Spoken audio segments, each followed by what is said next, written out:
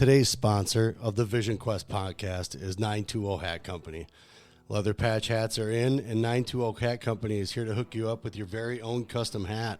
All patches are lasered on top-grade genuine leather and on popular brand hats like Richardson and FlexFit. Whether you're looking to show off your business or want a one-of-a-kind hat for yourself, 920 Hat Company can do it all. All the hats are handcrafted right in the Fox Valley, but worn across America. With over 500 hats in stock, they guarantee fast turnaround times. Honestly, Liam, looking at these hats, solid, right? Yeah, they're pretty. I like them. I like that patch itself. Oh, yeah. I mean, one-of-a-kind stuff.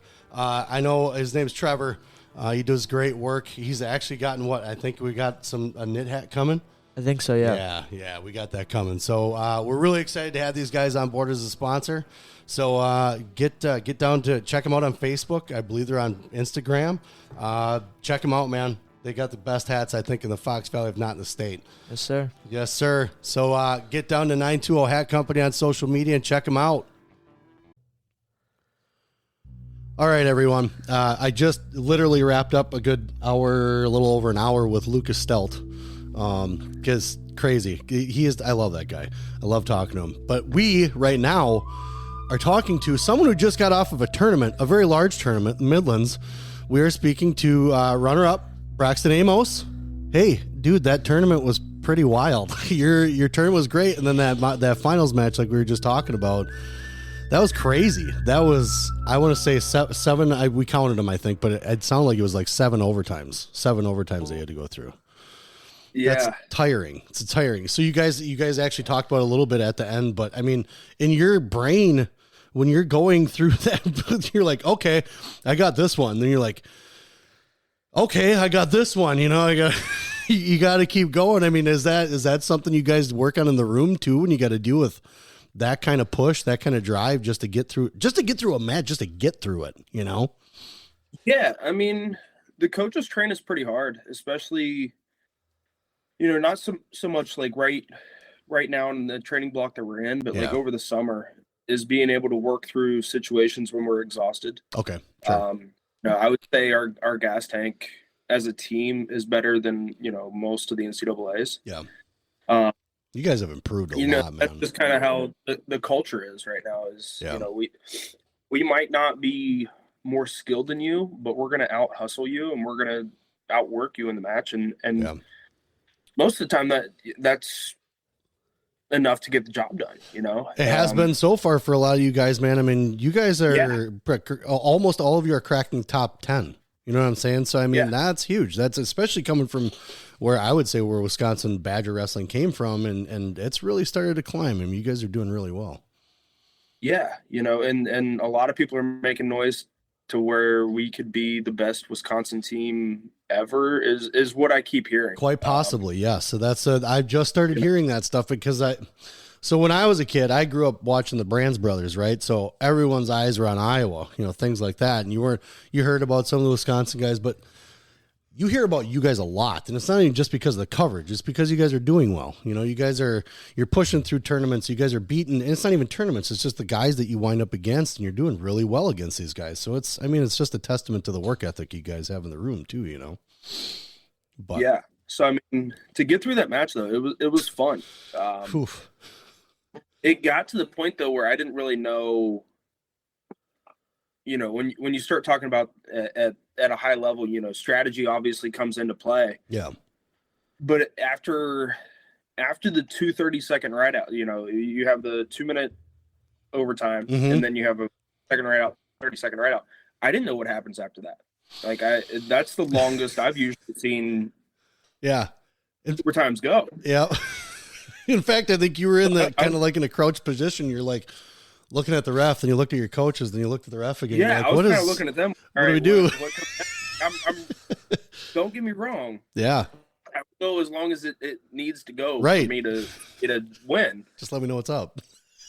But I kind of need to know what to do because I have no idea what's going on. That was crazy. It was a great match. It was you and Bronigal really put it on the line, man. That was a really good match to watch, man. And I mean, it's going to happen again in a week. Yep.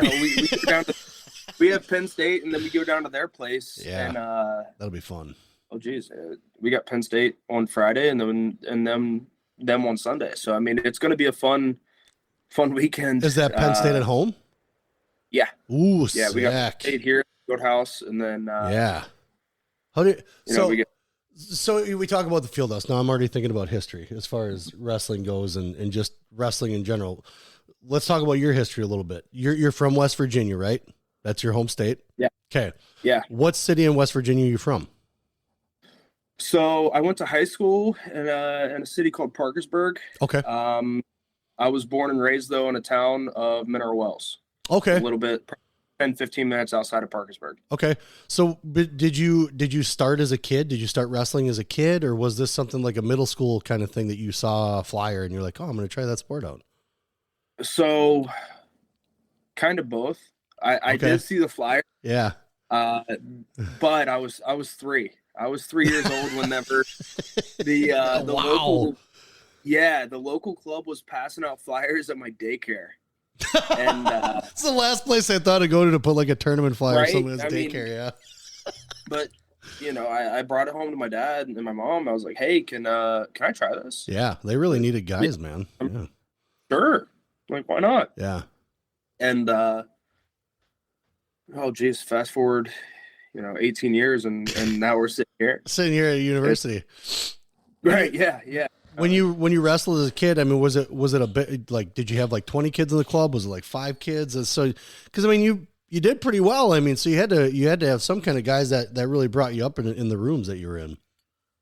Yeah. So, I mean, it was a pretty big club. Was it? I would say, 40 people between every, from high school to the youngest kids. Yeah.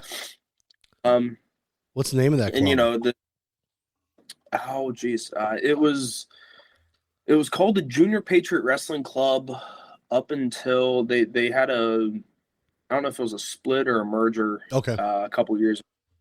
Sure. But yeah, it's still doing really well right now today. But I'm sure it helps having you coming from it. I mean, I'm sure people want to. Well, I mean, there was D1 guys coming out of there since I was little. Nice. Okay. Yeah. I mean, my high school coach came from there, wrestled at Liberty University when they had a D1 program. Yeah. And a couple of his, teammates in high school, also, came out of there college. So, I mean, it was a pretty successful program. Okay. Just through the generations, Did you find your youth experience as far as just competing and did you find it daunting at first when you started wrestling? Were you practicing and you go to a tournament, you're like, God, I don't like this sport. I don't know if I want to do this now, kind of thing. Did you find yourself questioning yourself throughout just kind of being as a kid? The questioning really didn't happen until probably, I would say, late elementary school. Okay. Whenever you start kind of thinking about, when you're little, you just kind of do whatever. Yeah. Your parents do kind of whatever. Yeah. Yeah. And, my parents were supportive all the way through, whatever decision I wanted to make, they would support it. Okay. But yeah, so I got kind of, the burnout. Yeah. As some people would say. Mm-hmm. Late elementary school, because I was doing the local club practices. Yeah. And then I was traveling up to Columbus, which is about 2 hours a day. Okay. Or 2 hours one way, a couple nights a week. Wow. Going to Team Moran too. So I mean, between that and the local club practices and just, when you're in late elementary school, early middle school, everything's changing. Yeah. All the time, constantly. Yeah. And it was tough for a little bit, but sure.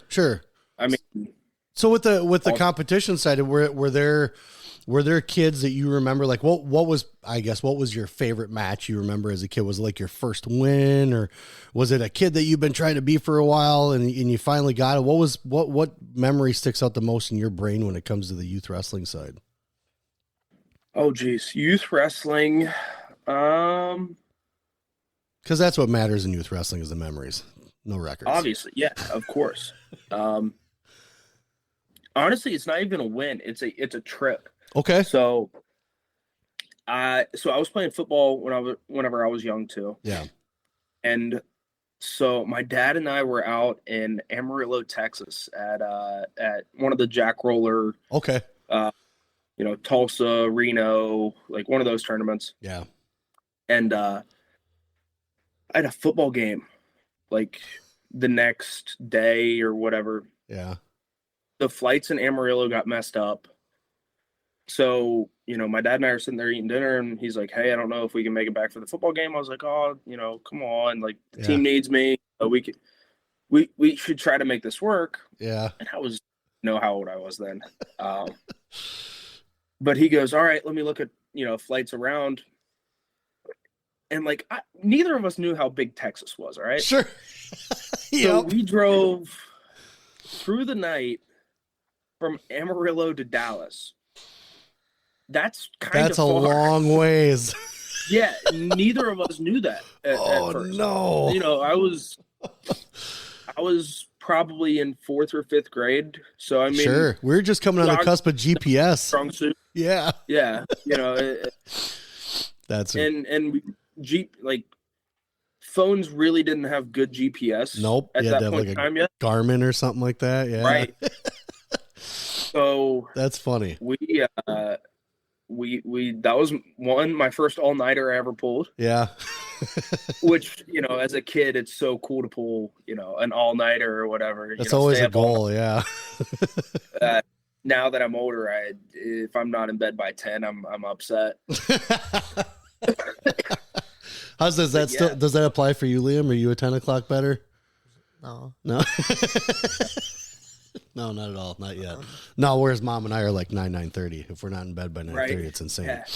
But so you guys, you got that experience. That sounds like, oh my God, it's like a 5-6 hour drive all night to Dallas. And I think we got to the airport at like 4 or 5. Our flight was at like 7.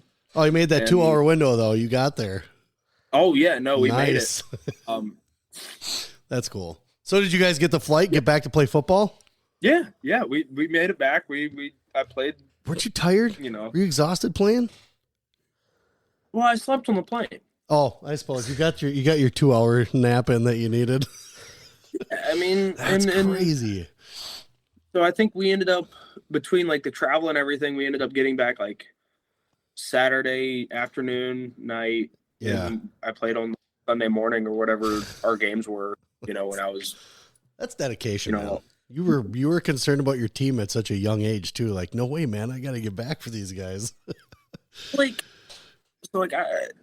like football. Yeah, but like I was doing it to hang out with my friends and whatnot. Sure. What kid isn't doing that? I felt like I was going to let them down, and I felt like I was kind of missing out. Yeah, right. Was it a big weekend? Was it like a tournament weekend for you guys in football? It was like our Pee Wee Youth League, quarterfinals, or they didn't need me for the game. It mattered at the time to you, though. Oh yeah, no, it totally absolutely mattered. In the moment, I was like, I'm not missing this game. Right on. That's awesome. That's cool. Yeah. So I mean, that's probably one of my favorite memories. Yeah. From youth wrestling, just because I got to. It's just something that every time that my dad and I get together and start talking about old stories, it always comes up, and it's always one that I often like shake our heads like we're so stupid. Yeah. I mean, nowadays I would look and go, hey, we're not going to make the drive. Sorry. Yeah, we're stopping here. We're sleeping, and that's what we're doing. Yeah, man. That's for sure. Well, we've kind of gotten there now because I'm a driver. I don't like flying all that much, so we drive to Super 32. We drive to Journeyman, all that stuff. But I look at plane tickets now, and it's like for both of us to fly, it's like it makes because then I still got to rent a car. I'm like, I might as well just rent the car and just drive out there. I just don't. I like to focus on when we go to tournaments now, because of listening to stories from other guys, like getting trapped on a plane or something like that. So like all that stuff kind of runs through my head, and I'm like, I don't want that to happen. We're just going to drive everywhere. I can control it except for the weather, that kind of thing. Yeah. So we've had some fun ones. That happened to some of our guys this weekend. Oh, really? Yeah. So our red shirt, the guy redshirting at my weight, Mikey Tauschahar. Yeah. Left. Let me think. He left on a win or like whatever. He left the day that most of us left for Christmas break. Yeah. Yeah. Got stuck in either Chicago or New York for a night. Because we had that storm come through. Yeah. Yep. Yeah, it's the storm. Gets home to Florida. Yeah. And then gets stuck again on the way back. Yeah. And then had to take a train to Milwaukee and a bus to Madison or something crazy. I was like, dude. God. It's planes, trains. I was like, you did all this and you're wrestling. He wrestled Midlands with one practice. I was like, holy crap! How are you doing this? One as a red shirt as a red shirt. I was like, hey, this is crazy. Yeah, no, that's cool. That's cool. Yeah, no, I like driving a lot better just because it's.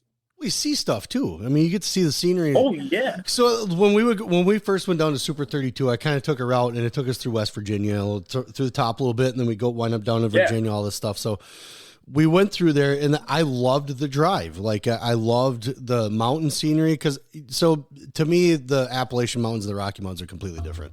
One's like man mountains, one's just regular mountains. You know what I'm saying? Where it's a little more intimidating. Whereas you still go on a mountain, you're on a mountain. It doesn't matter what mountain you're on. Yeah. You kind of get stuck. But just driving through West Virginia and having been out to the West Coast with those mountains was like, this is actually a little more appealing to me because it doesn't look like it's going to kill you every 5 seconds. Right. Yeah, no, I agree completely. So we love it out there. And with that being said, with the wrestling that you guys had, it sounds like your dad was smart enough to be able to know that we got to get to these. We got to go do this. If he wants to be good at it, we got to do this.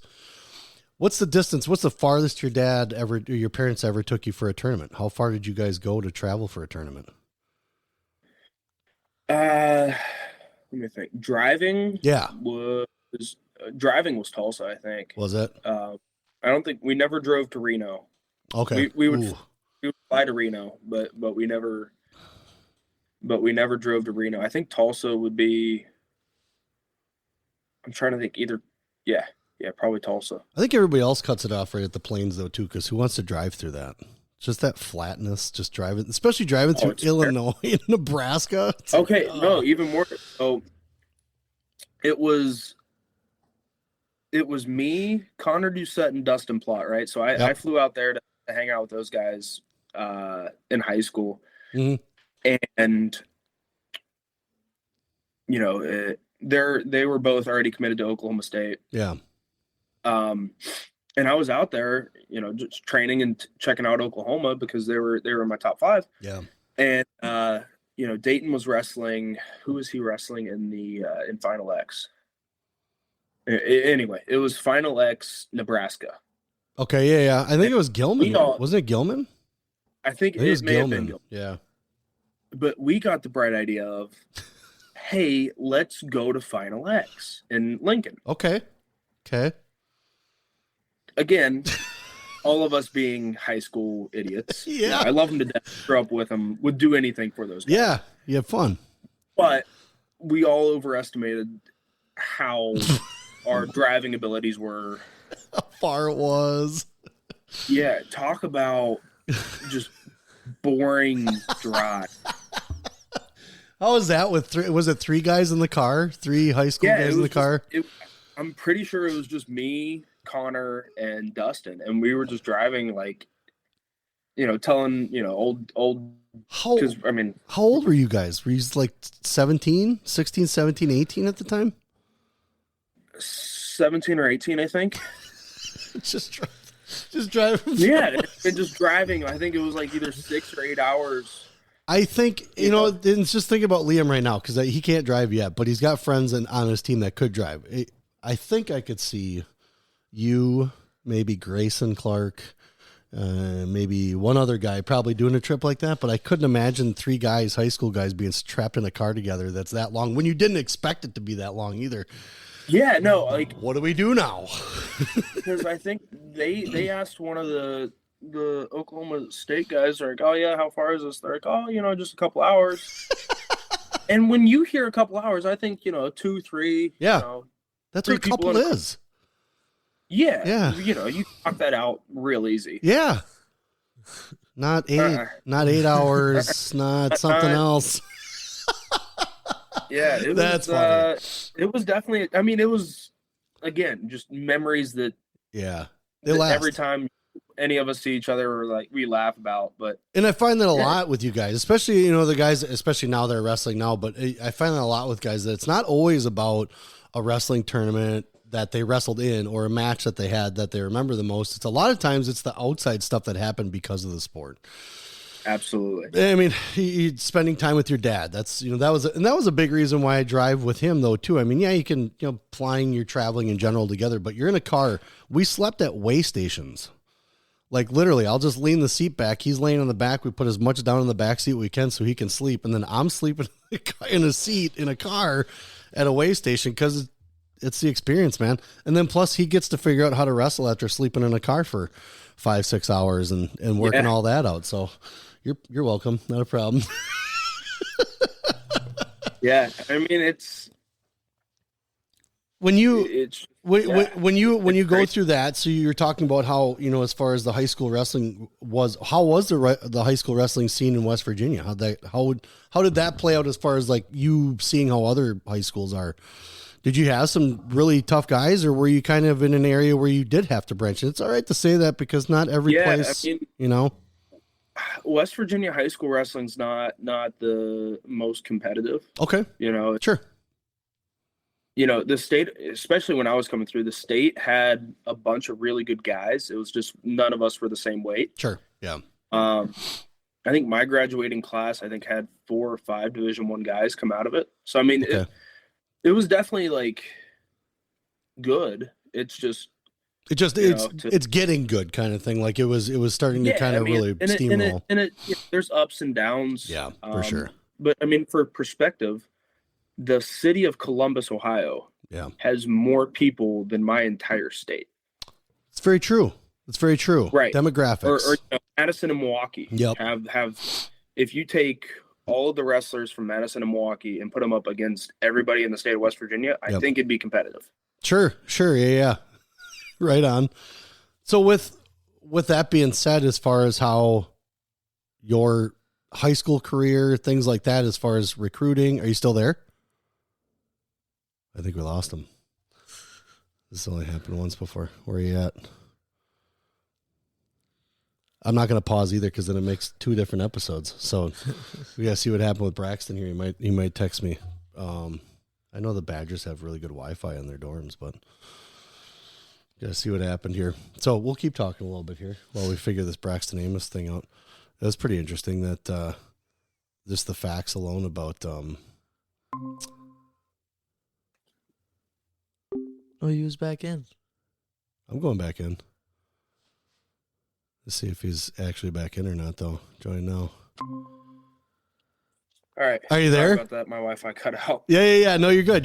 We didn't even pause it. Well, I don't even pause the show. Liam and I will talk a little bit in between. So we're good. We're kind of wondering where you went to, but we found you. And I'm going to take this one guy out, though. Remove. Yep.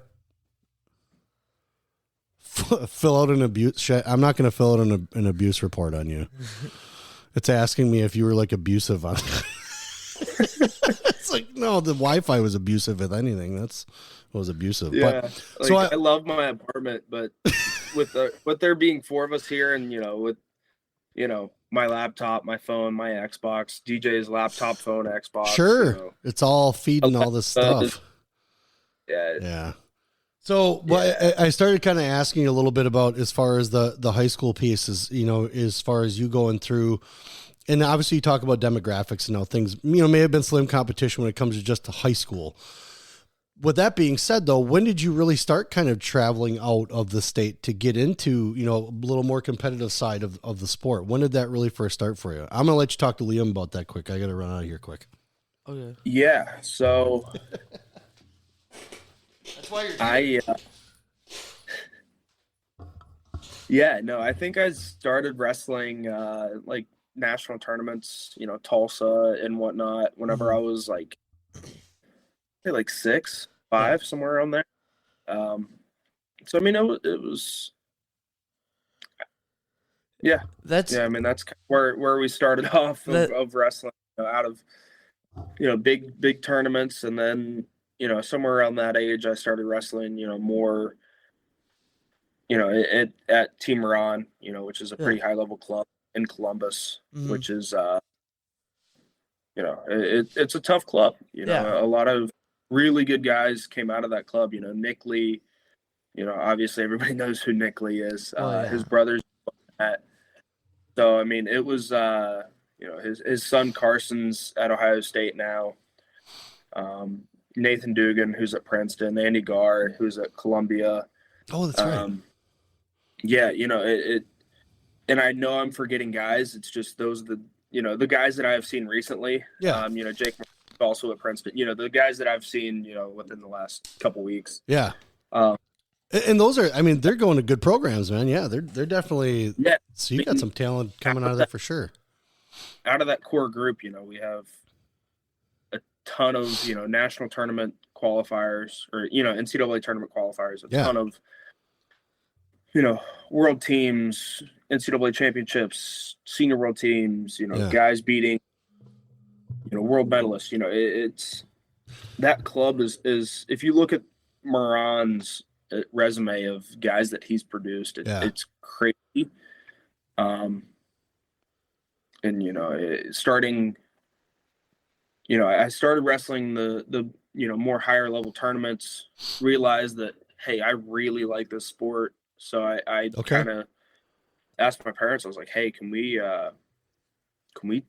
stop? I was playing 3 sports at the time. Yeah. Baseball, wrestling, and football. I was like, can I stop playing baseball and start doing this more? Yeah. What? I'm beating everyone in West Virginia. I'm beating most of the guys at these tournaments. Yeah. But what was that moment because you're talking about like how it just clicked, how you're saying that I wanted to stop doing this thing because I really wanted to focus on wrestling. Was there a specific event that happened at where your brain was just like, yep, this is definitely what I want to do? Or was it just like you got done with the season, you really started thinking about what you want to do kind of thing, and you're like, I have to really focus on this is what I want to do. Was there a special moment that happened at?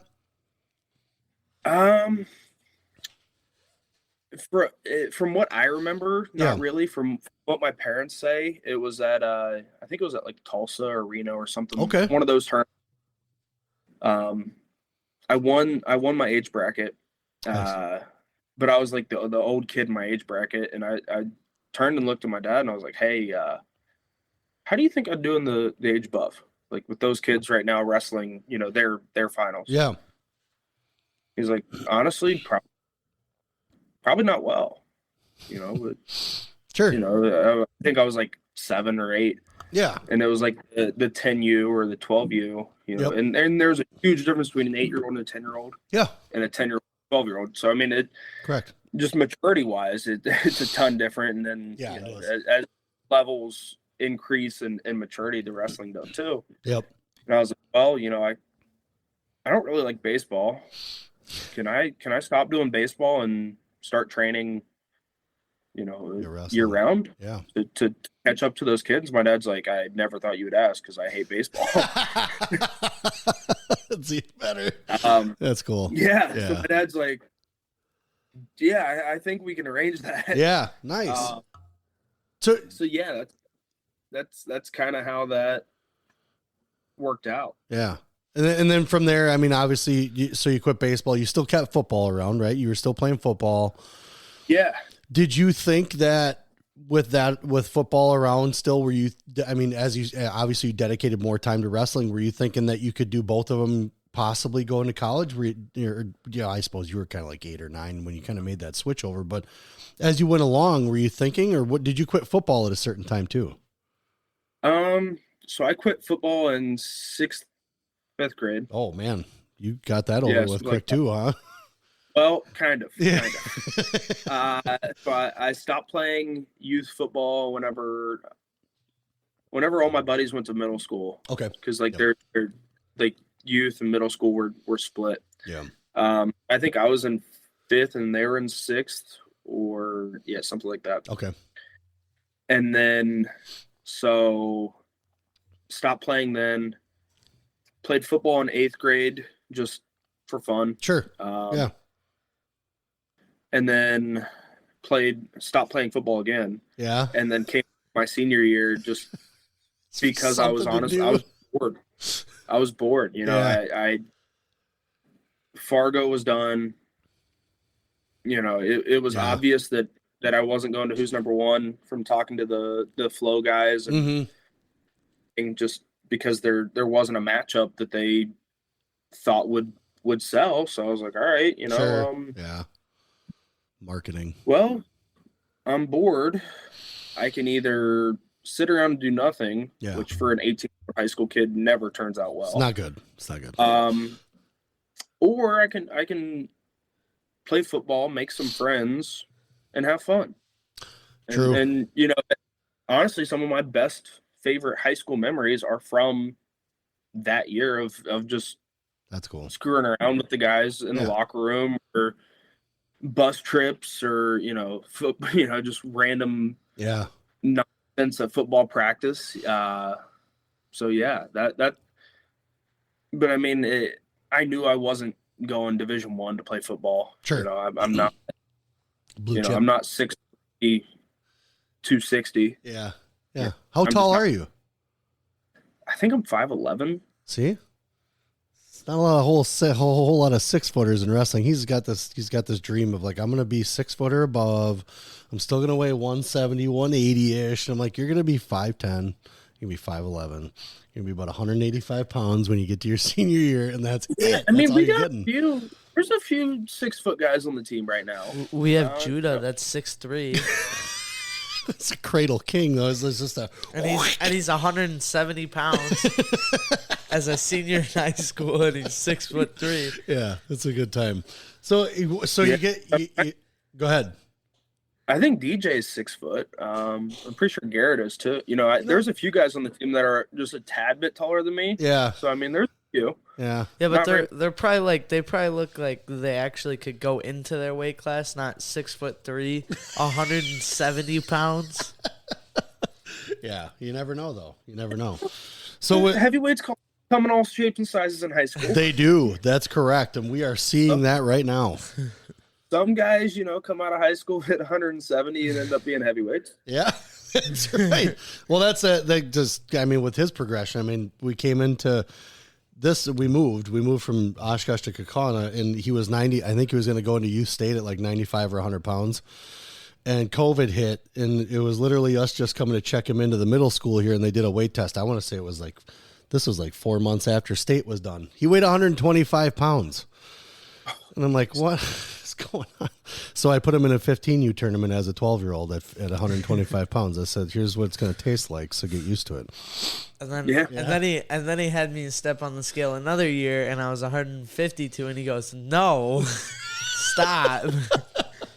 And then he put me in another tournament. So then I put him in the senior division, and then, no, I didn't do that. But he put me in at world team trials with all those guys. It's like, here you go. But it's crazy to see how your guys' growth can be. And obviously everyone's different, but just watching a guy, you're like, oh, he's going to be great at the 160-pound bracket when he hits college. And then you're like, well, holy shit, he's wrestling 197 pounds now. Like, wow, what is going on? You guys grow at different rates, man. It's fun to watch you guys develop. Yeah, no, it's crazy. Yeah. It's crazy how it is nuts. Different people grow at different rates, and so there have been guys that start college as a 165 and then in their careers are heavyweight. He's just coming in at 160 right now in high school. I mean, he didn't grow into it. He's 160. Here you go. As a freshman, I was like, this is going to be fun to watch. He's doing all right. I mean, he's doing good, but it's just a development itself. And watching him wrestle, number one, these guys are all the same size, but you know, he may beat some guys. There's guys that'll get over you because they've been around for a while. You know, they like to pull on your headgear a little bit, or maybe they make you come to them and you're not used to that, just like you ran into. And so you see all these different levels now of, oh my God, this kid was, and that's where it's even funnier about youth records now. You know, like this kid was smashing it, you know, when he's got 6 youth state titles and he's got this, and then he goes into high school and it's like, what happened? Well, let's see. He didn't hit puberty. He doesn't know, you know, anything about wrestling like men, you know, so that's kind of where the divide happens. But you guys seem to handle it really well. There's a huge gap between, you know, there's the top high school kids. Yeah. Then there's the average college kid. Yeah, right. Correct. That was a big adjustment for me was, you know, I was running into guys that, you know, if we had wrestled in high school, yeah, I'd throw 20 points on the board and tech them. Yeah. And now it's a 2-to-1 match and I'm losing and I need a takedown with 45 seconds left. And I'm looking going, yeah, I don't know. This guy, you know, this guy is beating me just from strategy and experience. I'm like, what the heck's going on? Right. What? Right. Just the things he's run into that you haven't yet. And that's exactly what happens. Yeah. Going into high school too. And it's starting to turn, you know, a little bit the other way for me now. Yep. But, dude, like, I want to tell you this much. College is insane. Your first year out, dude, you were smashing it. Like you weren't doing bad. You were doing pretty good as far, because that's what we think. We all think everyone's going to redshirt because they should. I mean, it's a good thing for them. They can get out and get some of those competitions I agree completely. You know, so it's a good thing. But when you came out, like, because I'd only really started hearing about you when it came to like, because I don't watch West Virginia wrestling. You know what I'm saying? No. So when you first started coming out, I'm like, oh my God, this kid's huge. Like, and you were running through a lot of guys. I'm like, I want to watch this guy. And then they said you're coming to Wisconsin. I'm like, I'm definitely watching this guy because this is going to be good. And you came out and you blew up the scene a lot, man. I thought you were doing really, really well. As far as maybe what you may think differently, but just like, holy cow, a guy this big, able to kind of break into the scene the way that he did, I was excited about it because watching some of these other big guys, you know, like you got Gable Steveson, heavyweight, stuff like that. It's fun to watch the wrestling that you guys have now because these big guys back in the day when I was a kid, they didn't wrestle the way you guys wrestle. You know, there's a lot of hanging and grabbing and holding on and just waiting until that one shot, but you guys are putting it out there. And that's what made it exciting watching you come through the system because you were another one of those fast guys. You like scoring points. You were about putting the pressure on, whereas other guys are just like, I just want to hang on a neck for a good, 5 minutes and then see if I can shoot. That was another big issue for me last year. Was like just there was matches where I think with the exception of one match, I think everything I wrestled was a one takedown thing. Sure, takedown decided the match, and it was annoying for me, or not annoying, but frustrating for me because in high school you're taught attack. Yep. Freestyle and Greco, it's essentially you're creating a shootout until someone wins. Yep. And get to college and it's like we're gonna sit here and hand fight for 6.5 minutes, and whoever scores the takedown is gonna win. You're like, is this wrestling? It's chess, man. Yeah, like and it's the difference between chess and freestyle and Greco. Yeah. But it was it was just a huge adjustment that I obviously didn't make until I'm still trying to make it. So I think that's a humble statement, but I think you've done well. I think as far as the things that you've accomplished and the things that you've done, you've done pretty well.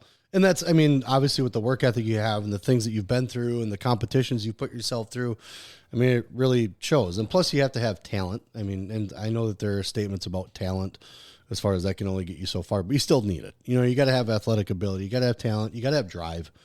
So with that said, with that type of mentality that you have, what was coming out of high school, getting ready for college? What was your recruitment process like? So I took my recruitment a little bit differently than how everybody else is doing it now. Okay. I took my junior year. I only took unofficials. Okay. And it was more the traditional. Excuse me. Yeah. It was more the traditional way of doing. I'm gonna take all my I'm gonna take unofficials my junior year, figure out what I like, figure out what I don't like. Sure. And then after I kind of have it narrowed down, I'm least, my top 5 or whatever kids did at that point. Yeah. Figure out which one was the one for me, and then go from there. Okay. And I was blessed with parents that were willing to take the time and spend the money to get me to see college campuses that otherwise I would have never gotten to see. Yeah, sure. And well, my unofficial here, I think I'd wrestled a tournament before we wrestled, and then before we even went home, drove up here, took my unofficial. Okay. Just to check it out and see. Yeah. So I mean, it was a lot. Yeah. And it was frustrating for me at the time because I really wasn't a people person, and I'm still really not. Just you're proving the opposite right now. So, well, wrestling people are my people. Yeah. Understood. Understood. If you wrestle and or hunt, I can sit and talk to you. Okay. For hours. Perfect. But yeah, it was just difficult for me to kind of wrap my head around the whole recruiting and social media and everything else. And I was like, I just want to check the place out. Yeah. See if I like, see if I don't. And do I have to make a social media post every time I go to a school? Do I have to make a social media post every time I talk to a coach? Like, yep. I don't,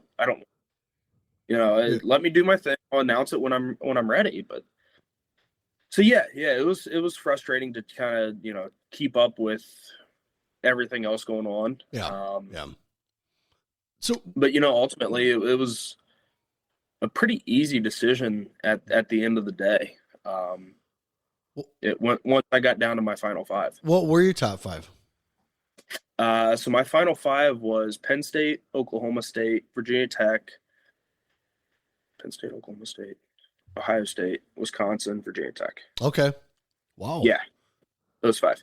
Sweet. So when you're going on your visits and first you did your unofficial, first was your senior year, more your official visits, and because you narrowed it down. It sounds like you were doing homework. It sounds like your junior year you were doing homework. Absolutely. About what's going on. And that's a smart idea. That's a smart idea. Yeah. And especially and I get that you have the portal now and whatnot. Yeah. But NIL changed a lot of stuff. Yeah, NIL changed and NIL and the portal changed everything. Everything, yeah. And I made my decision before NIL was even talked about. Right. But it, I did my homework because you're there. Yeah. Once you're there, what it's a big decision for any 18, 19, 17, 18, 19-year-old. Yeah, it is. Yeah. I mean, it's. So with that being said, I mean, when you're going through the process and you're looking at these schools, I mean, what were some of the things? I mean, did either your parents go to college? Did they have this experience of trying to figure out where they wanted to go? It didn't even have to be sports. I mean, it's just going to college in general is a big decision. Yeah. So mom and dad both went to college. Okay.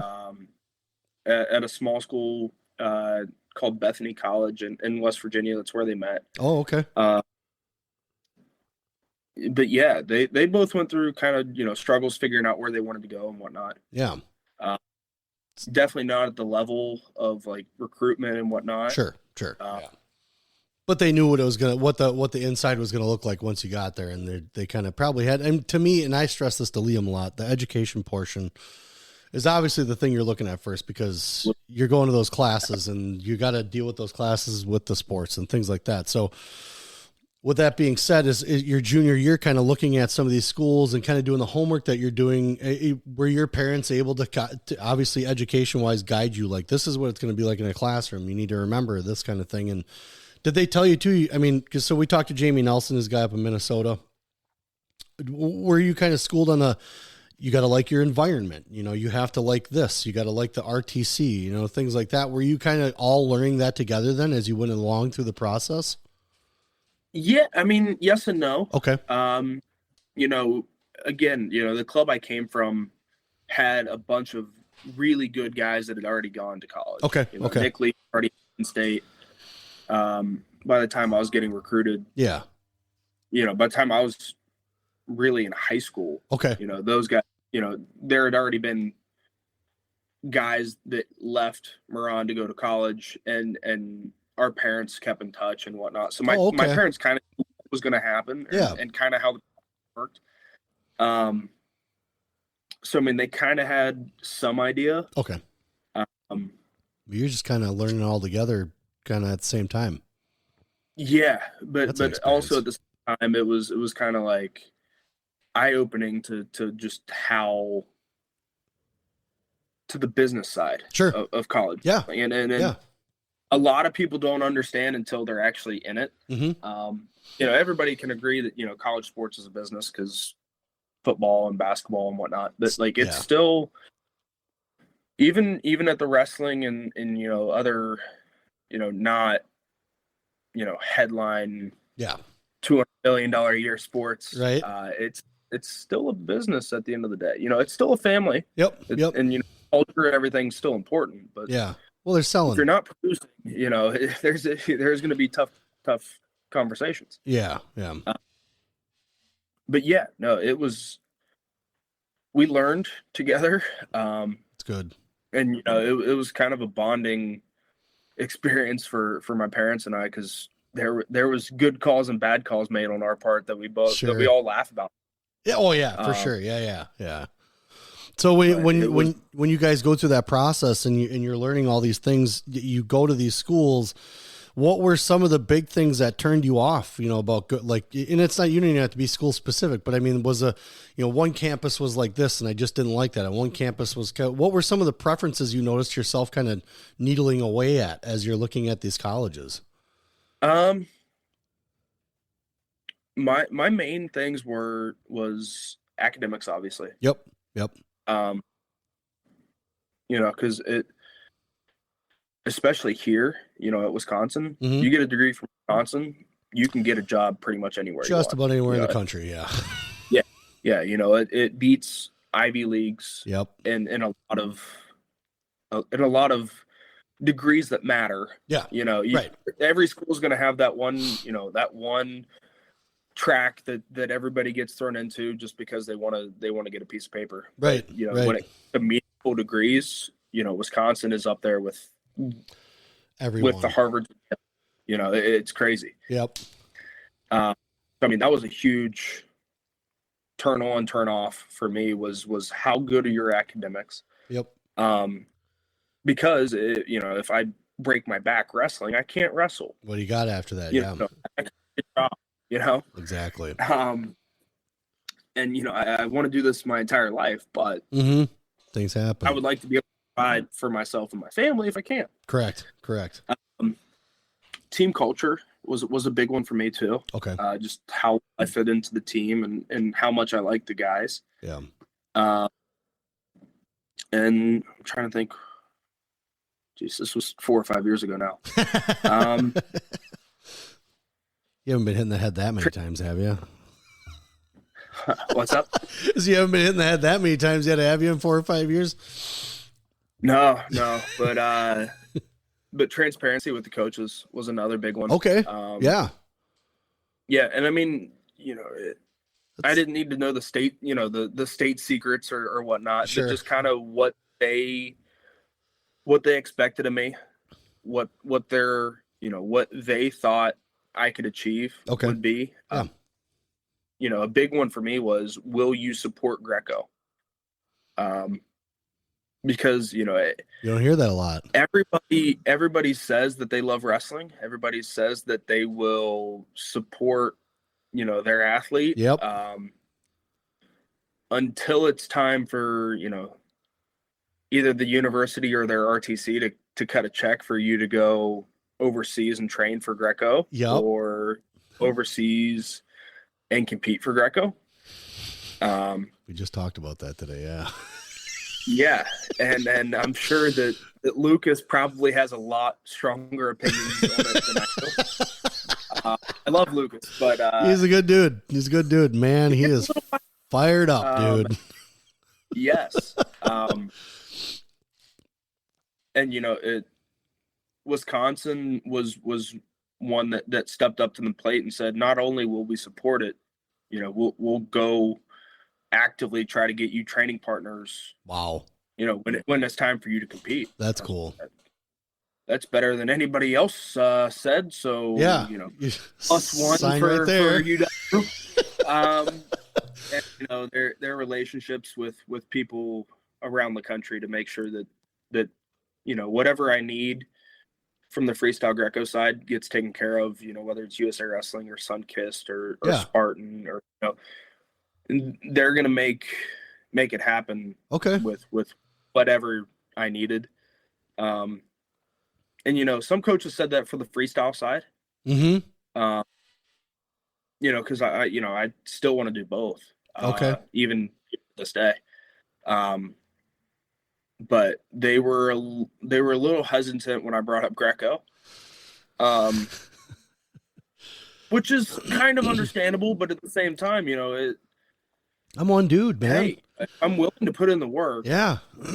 Not. Right. It'll only help. Why not take a chance? Yeah. Yeah. And I think the conversations we've had with Lucas about Greco in general is sometimes I think people get intimidated so much that they think that that's to be good at it. That's the only thing that they have to focus on. Well, according to Lucas, yes, but yeah. But there are ways that, international styles, I think that guys can pull it off and still be competitive. Yeah. Now, is it a title worthy? Maybe not, but those guys are at least competitive enough where they're grinding at it and they still want to stay in it and they keep with it. Yeah.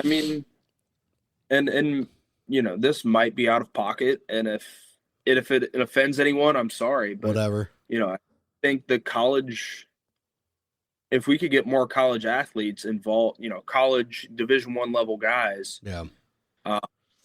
into Greco, that our program would be a lot more stable and a lot more, beneficial. I think it would have more results, consistent results. Totally. Because we didn't do so hot last year. We didn't do so hot the year before that. Right. It's been kind of that for a while. Yeah. Our last, I think when we won in 2007, mm-hmm. there was a bunch of ex-collegiate Division I wrestlers. Correct. Won the world championships. Yep. They just didn't have the time to focus on it. Right. So why don't we get more XD1 guys coming in and going, hey, let's win this. Let's switch it up. Well, did you see Rulon's back? I did see that. Yes. I saw that. Reader and I were sitting around waiting for finals to start, and he's like, hey, this dude. What do you think about this? And I was like, oh, all right. Okay. And he's I think he's got to be in his 40s or something, I think, by now.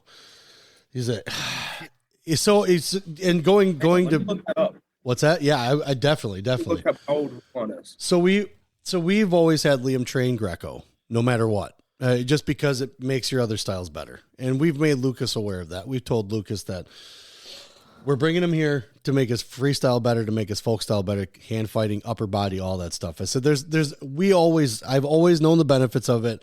You just obviously kids going through the pipeline. They're just like, I don't like Greco. I don't want to wrestle Greco because they can't touch legs and all this other stuff. So it's great. And I understand where the kids are coming from a kid's perspective from it. But when it comes to the training portion, you need all of it. You need every piece of it, I think, to make you good all around. And everybody can make the argument, well, Spencer Lee didn't do this and Spencer Lee didn't do that. There's a lot of anomalies out there. A lot of anomalies. Oh, yeah. There's a lot of guys that can just do stuff.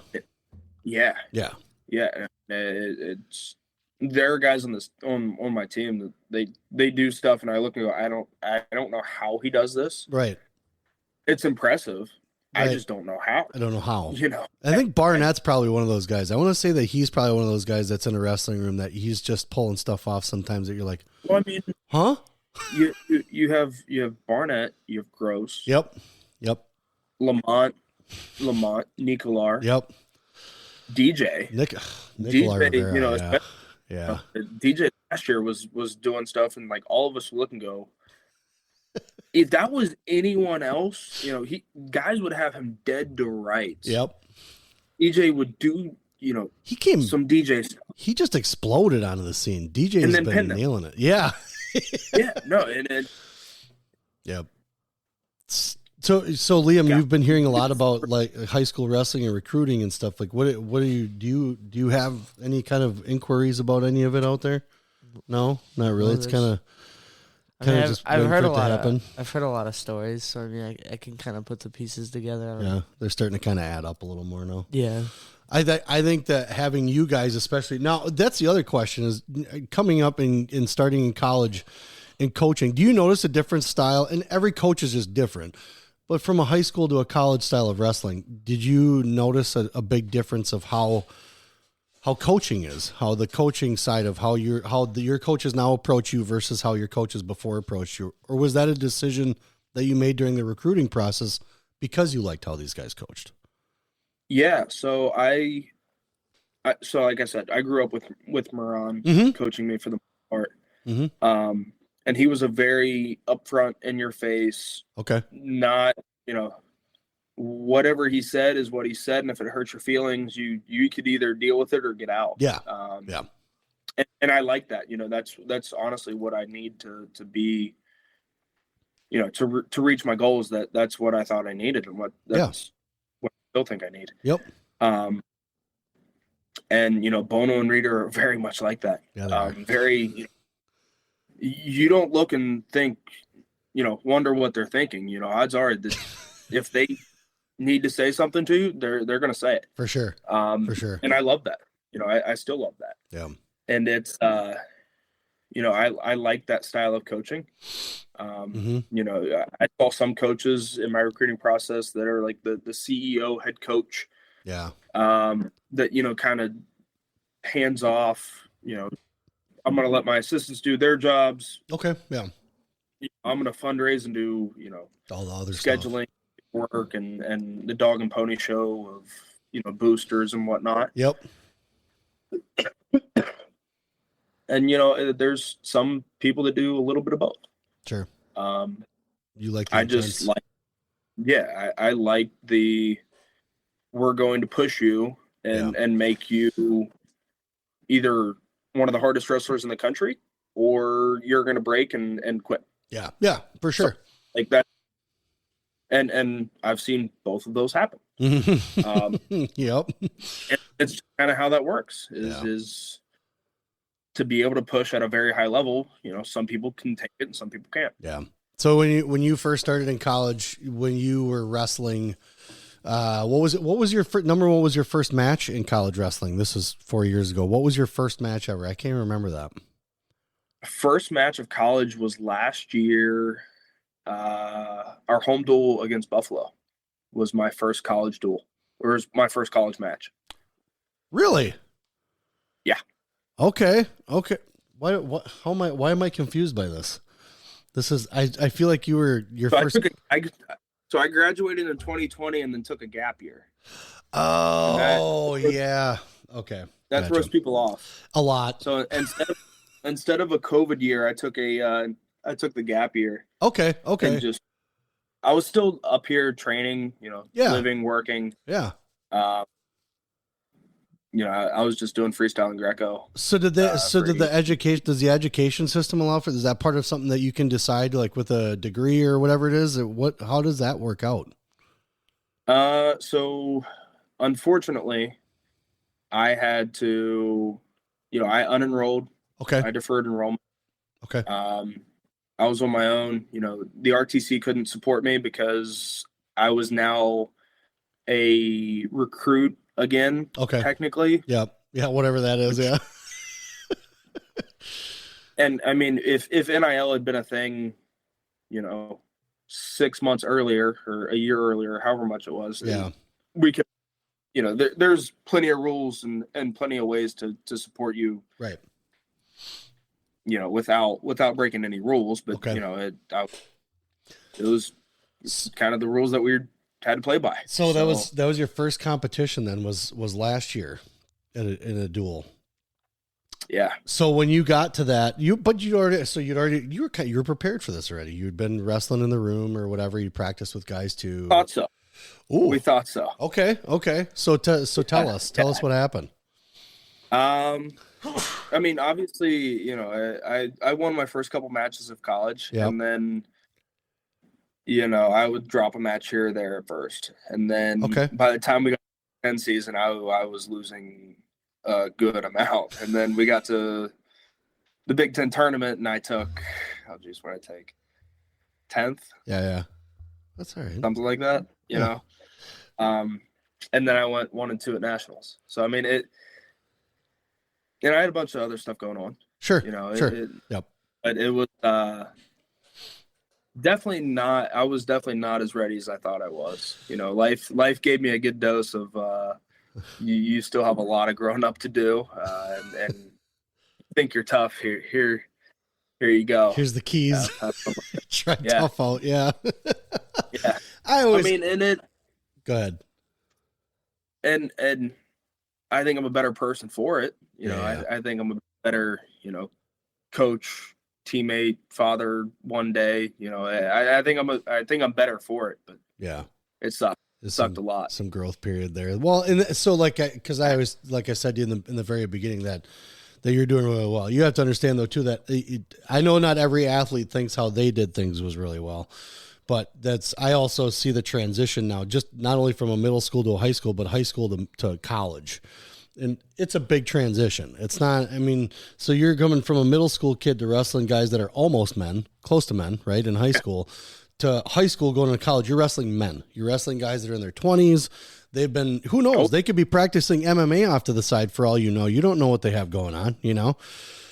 Yeah. So you did in my eyes, you did pretty well just because I quit my junior year of wrestling. So it was one of those things where a lot of you guys in the progress you have to make, you know, in order to be able to be competitive and put it on the line and still go out there. To me, that's really good. I mean, even watching him now in high school, just watching some of these guys who are still pretty fresh to the sport in high school, they're doing well. You know, they're doing okay. There's guys like I look at matches differently now, like a guy who's not getting pinned or teched against and he's not even close to being ranked, but against a state ranked kid.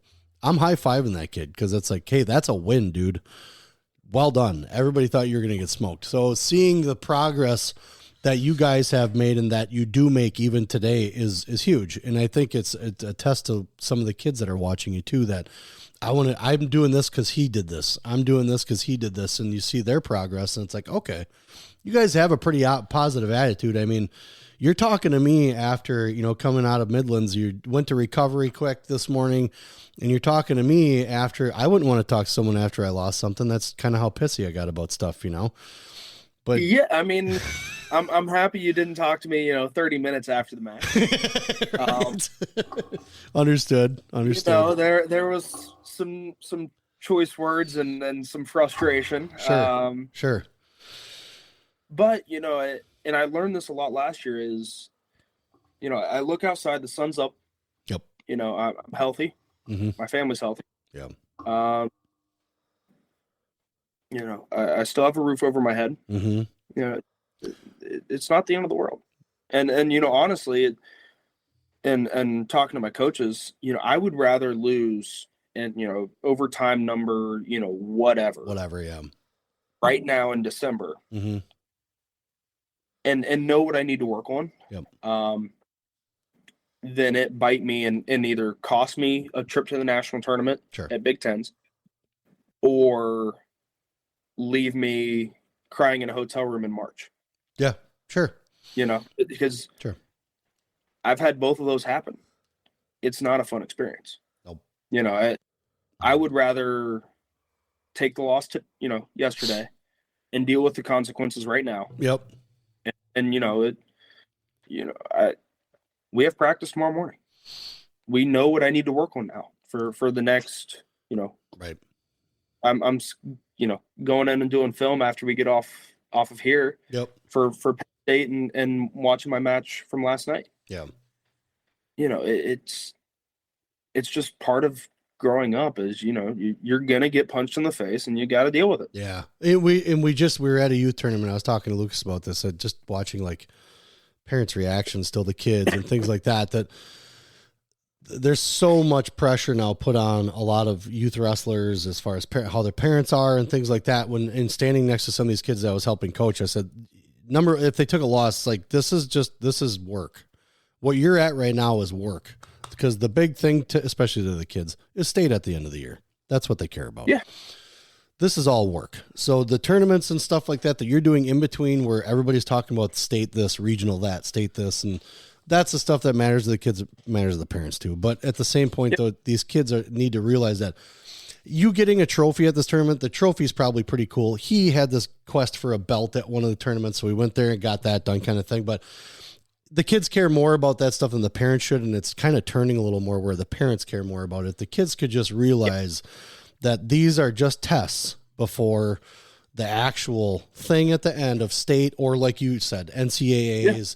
That's the goal. Of course, the mistakes are going to happen, but you're here to clean those up. We're going to look at it some more. We're going to clean it up some more. Yeah, because, I mean, at the end of the day, nobody talks about how many losses a guy took when they introduced him as a NCAA champion. Right. Correct. Yep. Nobody talks about, a couple matches that a guy drops when he runs through nationals. Yeah. They might talk about it as kind of like hey, this guy made the adjustments, but everybody doesn't go, he's an NCAA champion. Yeah. But he lost 4 times during season. Right. Nope. No. Nobody cares. Nobody cares. Winning. Yep. Winning that, being on the top of the podium in March solves a lot of problems. Yeah, correct. Well, and the only time it may come up is if you wrestle the same guy maybe you lost to in the championships in the NCAAs. Oh, you wrestled to him, we'll see how this goes, kind of thing. And that's about it. Yeah. Otherwise, nobody cares about that shit. Yeah. At all. Yeah, nobody. And, maybe it's just me having my own views and, I'm speaking for myself, not my teammates or coaches, but for me, the regular season is, 1, get your automatic qualifying spot. And 2, figure out what you need to do to be on the podium. Yeah. What do I need to work on and get better to make sure that, that Saturday night I'm on the award podium. So what year are you in now for wrestling? How many years do you have left? Sophomore. So you got 2 years, possibly 3 years left yet, right? Because you could redshirt a year, couldn't you? Olympic or whatever, things like that. Yeah. With the upcoming Olympic year, who knows what's going to happen. Yeah. And I mean that, not to be mysterious or not. I have no idea what's going to happen. Yeah. You guys have so much to deal with right now that that's just kind of something you're thinking about a little. That's about it. We were talking, like, trying to figure out, like, cause I need to do an internship, for my major. Yeah. I was like, when am I going to do this? Cause I need it. Yeah. But man, it's either this summer or next summer, and next summer is the Olympics, and Bono's like, yeah, we're going to figure this out in April. Cause, right now it's wrestling season. Right. Fair enough. Well, correct, coach. Text my academic advisor. I was like, hey, send me the contacts, but we're gonna push this off because Bono's right. It's wrestling season. It is. And for especially in January, we ain't here to play school. Nope. Nope. I think school starts January 25th or something. Somewhere in there. Yeah. We're gonna come to class whenever they tell us to. Sure. Yeah. But say hi. For most, this is the best time of the year. Is as soon as our finals are over in December to whenever school starts is where we make the most growth. Yeah. Well, because you guys can focus. You can focus on your stuff. So that makes sense. So with that, so much time left in college wrestling left for you, have you thought about the after piece? The once I'm done, kind of not so much your job, but like continuing wrestling. Do you think you keep competing, or do you think maybe you'll just go to coaching? Have you thought about any of that at all? I've given it a good amount of thought. Yeah. And the 2 routes that I see right now for me is either RTC. Okay. Sweet. Or going to Army WCAP, which is their world-class athlete program. Yeah. And I mean, either way, you know, I can still be in Wisconsin training with Wisconsin. Yep. It's just who's signing the check. Okay. Cool. You know, assuming that everything that's in place now still stays in place. Yep. With on the WCAP side and the RTC side, you know, it's still, 3 or 4 years away. Yeah, you're right. Yeah. Exactly. Who knows what the crazy things happen. Landscape will look like by then, but cool. Absolutely. Well, go ahead. No, go ahead. Yeah. I mean, there have been, you know, rule changes that have changed the entire landscape of wrestling in the last year. Who's to say that landscape's not going to change in another, you know, next year or the year after that? True. Very true. But yeah, the plan is right now to, you know, assuming my body's still capable of competing at a high level. Yep. To either, you know, continue wrestling at either WCAP or an RTC and keep going until at least the 28 Olympics, you know, because that's Los Angeles. And I encourage you to possibly stay in the state of Wisconsin and coach in the state of Wisconsin, because and I'll tell you this much right now, and you've probably seen just some of the camps that you guys have done with, you know, helping out with Bono and things like that, and seeing some of the high school kids. The state has someone brought it to my attention that, you know, you notice a lot of these states that have these returning either D1 or, you know, national champion, whether D2, D3 guys coming back and coaching. It's really what is missing, you know, from a lot of these programs, is because you have, and I talked to Lucas about this too, you have these, and they're not going to like me for saying it, but you have these stale, stagnant coaches that don't evolve with the sport and kind of stay stuck in the, you know, the whole head throw, single leg, double leg, half Nelson, which is all great for beginners, for kids, all perfect for kids coming up. They need to learn some of that stuff, but you see them staying with the high school kids too, and still teaching that stuff, where now we're getting all these college guys coming back and they're showing, you know, current technique, you know, the current type of coaching style and the current type of workout.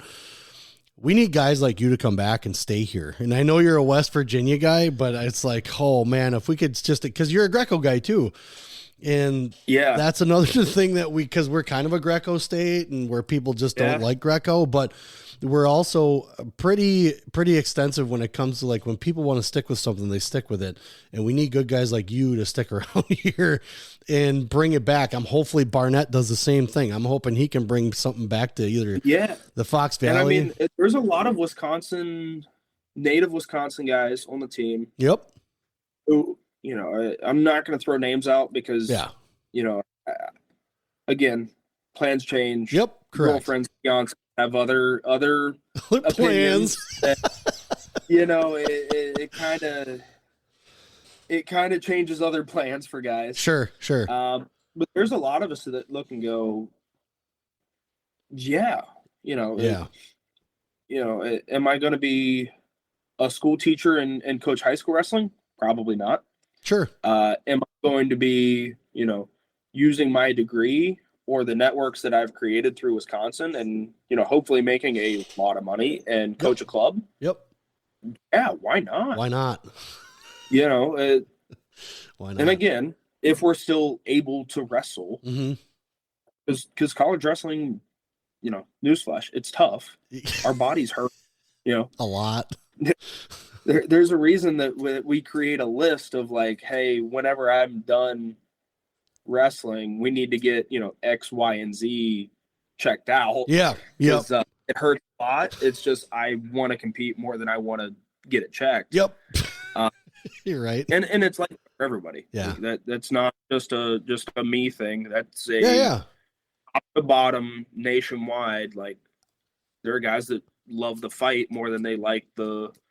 You know, I'm willing to put up with a lot of soreness and hurting to stay in it. But yeah, you know, God willing that I'm still healthy enough to coach and you know, teach. Absolutely. I think you know, I'm not going to be the crazy wrestling parent that forces my kids to do it, but I'm going to do it. You know, it's what you love. Yeah. Why not? Right. It changed my life. Yep. You know, I don't know. You know, my dad and I were talking about this, you know, when I was home for Christmas. Like, I don't know what I'd be doing right now if I wasn't for wrestling. Interesting. That's crazy. Yeah. Just realistically, like, I'd either be, probably, working construction somewhere or on some army base in the middle of nowhere. That's what my buddies are doing. A lot of you guys are choosing the military. I support it. A lot of you guys. Yeah. And I think that's just a wrestling thing. Is it? Oof. I think, I don't mean to get political here, but I don't see a whole lot of people disrespecting a military member or the flag at a wrestling tournament. It's very true. That's very, very true. Very true. Yeah, it's like I'm as down the middle as you could be, but yeah, it's all right if you're not. It's okay. Yeah, we live in a weird society where you have to pick sides. You don't have to pick sides. It is. Especially here in Madison. Oh my God, it's crazy in Madison. We won't go too far into that, but it is crazy in Madison. But I'm being serious. I think wrestling is one of the most patriotic sports. It is. And it's just I would argue that it's like a really blue collar sport. Dude, extremely. Yeah. Yeah. Most families don't have the money to send their kid to college. So, what do you do after you're done? Liam, I don't have a lot of money, man. If you're not going to college to wrestle, odds are you're either joining the military to pay for college or going to a trade that, I have buddies that are making a ton of money in the trades right now. And we were just talking about that with Lucas. Yeah, exactly. I'm looking at their social media going, that's a nice house. That he's got already. Maybe I can do that when I'm done with my $300,000 degree. Lucas and I were talking about that. We were talking about how the span of wrestling right now is kind of with what he does is very specific and how, it costs money to go overseas. That's why, a lot of these kids just pull out of high school and they do what he's doing. But the demographic, I think, to dedication to something has changed a lot too within our society as far as how we see sports and how we see and how sports have evolved. But with the whole, I just got off track. I remember what I was thinking about, but with the, with the whole thing that I was talking about with Lucas, the landscape has changed so much with athletics and just life in general. The level of competition is higher. You have to almost individualize yourself with sports. And because if you're looking at that, you're like, I want to be better than him. Well, then you got to do this. And then you have to do this, because then the kid's not going to stop at him. He's going to look at the next one. He's going, I want to be better than him. Well, then you got to step up to the next thing. And I think with you guys in the vision that you have as far as what you want to do, you've put that in place pretty well. I mean, you guys have thought about it. It's not like you guys are just walking around the weight room thinking I'm just going to lift weights the rest of my life. So you guys have things you want to do. And I think it's important to know that you guys are well-rounded. You guys are pretty well-rounded as far as the coaching staff helps with that. But I mean, just the upbringing, you have a pretty good support system. Your parents were really supportive with your sports. Yeah, absolutely. And then also thinking about the time and effort that you yourself had to put into things. So, I mean, it's hard to narrow down what you want to do and hard to narrow down and think about, especially when you're saying it's still 4 years down the road, things that you want to focus on for yourself and all of that's still in the front, not so much the rear view, but knowing that you want to have a family and you want to be around the sport still. I think speaks a lot for just the sport itself. Like you're saying, it's very blue collar. You guys put a lot of time and dedication, and we like watching you guys a lot. I mean, you guys put it out there. Just that finals match itself, going into how many overtimes, and not eventually just having a guy take your leg and just be like, I'm falling down. This sucks. And grinding through. That's kind of, what the programs is based off of is, hey, listen, you might beat me. Yeah. But I'm going to get you so tired that you're not going to want to wrestle me again. That's awesome. And that's, something that Bono drills into us is you hustle back to the middle. Yeah. You're always the first one there. You're always the first one in line. You're always the guy that's pushing the action. Cause if you don't win that one, you want to make sure that guy doesn't want to go again. Mm-hmm. Mm-hmm. That's a blue collar mentality right there. That's definitely what that is. Yeah, for sure. Well, you've been pretty quiet over here. What's going on with you, dude? Just listening. just here to listen? You could have listened later on when I posted it. You don't have any questions for him at all? No? He did a whole episode with him and his buddies, a couple teammates the other day, so he could be a little speechless in what they got. They did like an hour and 15-minute episode too, but hey, I appreciate your time that you spent with us here, Braxton. I really appreciate it. Day after a tournament. Yeah, definitely. And I want to have you back on too, especially talking about the Olympics coming up and training that you might be doing, things that you're doing. We definitely want to have you back on. We love having every single one of you guys on. It's special to be able to talk to someone that's in it, because you watch them on TV all the time and you get to see what's going on. Like we've been to the Bono events, stuff like that, and be able to see you guys there. But it's nice to be able to kind of get an inside perspective of how you feel about a sport or just what you're doing in the sport in general. Because I think a lot of times we get lost in the who's doing this where and who's on flow and did you see this match? Did you see this highlight kind of thing? When you get to see you just kind of hanging out in your apartment, just kind of talking, and that's kind of the thing that we like to do here. And we appreciate every one of you guys that does come on because it gives you can't believe how many of these number one Wisconsin kids that drool over you guys. I mean, literally, they're watching. They're like, this is awesome. Braxton Amos is here. And it's awesome to be able to see kids excited about something like that. And you guys bring the heat. You guys bring everything that you put on to the mat. You guys bring everything out and you put it out there. And I think it's important for these kids to see. I know Liam likes watching you wrestle. We all like watching you wrestle. We ran into you at the Bono Built event, kind of talked for a minute and sat down and talked a little bit. I just a brief conversation, but it was really nice to get to hear your side and listen to you talk because you get a read of a person. You see, I guarantee you, if I sat down with a guy who was just like, yup, like you don't want to talk to a guy like that. But you guys have learned. You guys have been put through a good process. You're around good coaches. Bono's very exciting guy. Very, oh my God, yeah, very out there. The level of excitement and just the energy that they bring. I mean, it was. and I know that we're closing up, but like Reader yesterday. Yeah. Well, day 2 of the tournament. Reader's been going with DJ all week. Okay. Reader's still in the room training with all of us. That's another thing, man. Yeah. 34, 33, 34. Yeah, right. And I looked at him and he's like jumping around and yelling and like grabbing guys and wrestling with them. And I'm sitting there like sore from, just travel, weight cut. Yep. 3 matches, day 1, another weight cut, And I'm like looking, I'm like, all right, I got to get up and can't, I have to prove myself. I have to move, yeah. I can't slug through this work, this warm up. He's doing it. I'm 12 years, 13 years younger than him. I can get this. I should be able to do that. Let's go. Yeah. Right on. So, hey, I got a question because you guys do the jump around thing. I never found out about this. Did Everlast come after the university for using the song? What was the deal with that? There's something where something about Everlast said something about you guys weren't supposed to use jump around anymore, or they couldn't use the song for some reason. But then I saw them playing it again at a football game. I'm like, well, nothing must have happened. Was there anything about that came out? Anything? I don't know. So like, honestly, like the last year or so, or not year, since after nationals, last year, I've focused on if it doesn't affect me and it doesn't affect my training partners, I don't. You don't care. You don't care. Don't care. All right. Yeah, I didn't know if there was like a bulletin they posted. Do everything I need to be a good teammate. Yeah. I'm gonna do everything that I need to do to help the team. Yeah.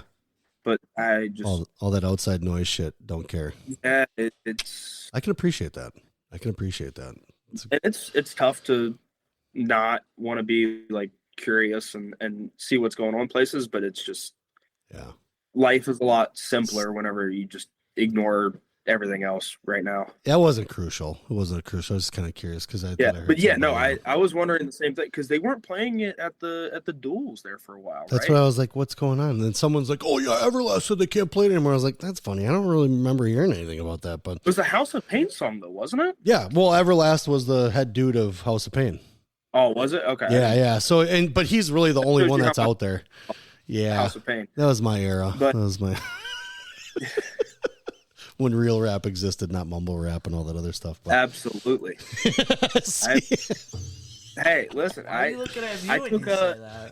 took a 80s or like an 80s and 90s hip hop and culture class. So I got a good dose on. DJ and I both took that this year. That's so cool that's a class. That's awesome. Yeah. I'd have taken that too. Yeah. You can understand what's going on a little bit more. But, well, we will leave you at that. We'll leave you at the weird question about House of Pain. And we'll start the music up here because it's the Vision Quest podcast. We appreciate you joining us, Braxton. Enjoy your new year. Enjoy the rest of your weekend. We're excited to watch you wrestle. Keep us in mind in the future here because, like I said, we want to have you back on. Definitely talk to you a little more. And definitely yell at Reader and tell him I'm still trying to get him to give me a date. He just reads my messages. I'll see him tomorrow. So awesome. I'll see what's up. All right, man. Well, we appreciate it. You have a good rest of your weekend. Happy New Year. Happy New Year. Thanks for having me on. You bet, man. Talk to you soon. Talk to you soon. Yep. All of our episodes are brought to you by Appleton Tattoo, located at 117 South Appleton Street in Appleton, Wisconsin, right off the main drag on College Avenue. You can't miss them. I've had some work done. I have a Celtic cross that covers my back that was done by Jason. We're not done yet. Jason Winans and crew, the artists that he have there, those guys are the best in the Fox Valley. They are definitely one to go to if it's something that you've just been kind of throwing around. They'll make you feel comfortable. It's a very clean environment, very nice crew, and very willing to get done whatever you need done when you need it done. You can message them on Facebook. I know they're on Facebook. You can give them a call at 920-604-8289 and get in touch with Jason Winans and crew at Appleton Tattoo, located again in Appleton, Wisconsin at 117 South Appleton Street, right in Appleton. Very flexible hours, great crew, clean environment again. I would not send you anywhere else except for these guys. Appleton Tattoo.